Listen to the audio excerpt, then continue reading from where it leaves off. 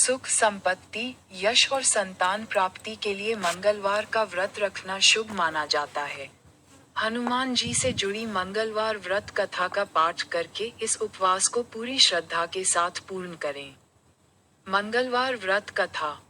प्राचीन समय की बात है, किसी नगर में एक ब्राह्मण दंपत्ति रहते थे। उनके कोई संतान न होने कारण वह बेहद दुखी थे। हर मंगलवार ब्राह्मण वन में हनुमान जी की पूजा के करने जाता था।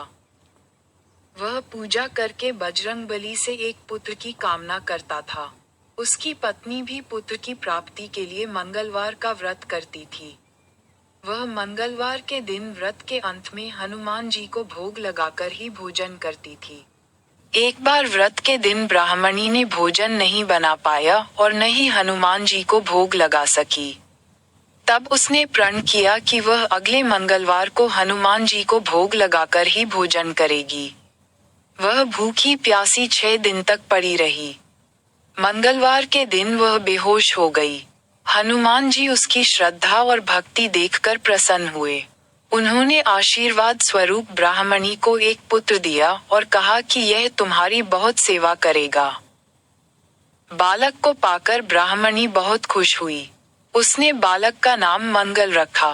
कुछ समय उपरांत जब ब्राह्मण घर आया, तो बालक को देख पूछा कि वह कौन है।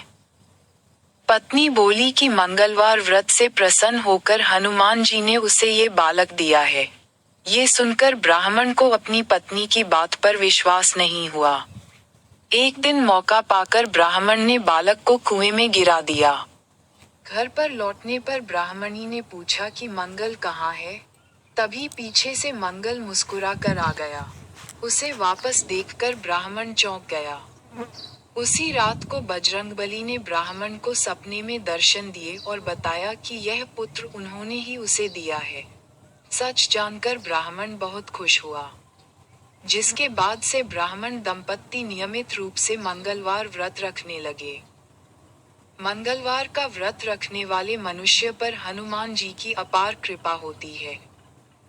यदि आपको ये हनुमान कथा पसंद आई है तो वीडियो को लाइक करें, चैनल को सब्सक्राइब करें और कमेंट में जय बजरंगबली जरूर लिखें। आप सभी का तहे दिल से धन्यवाद।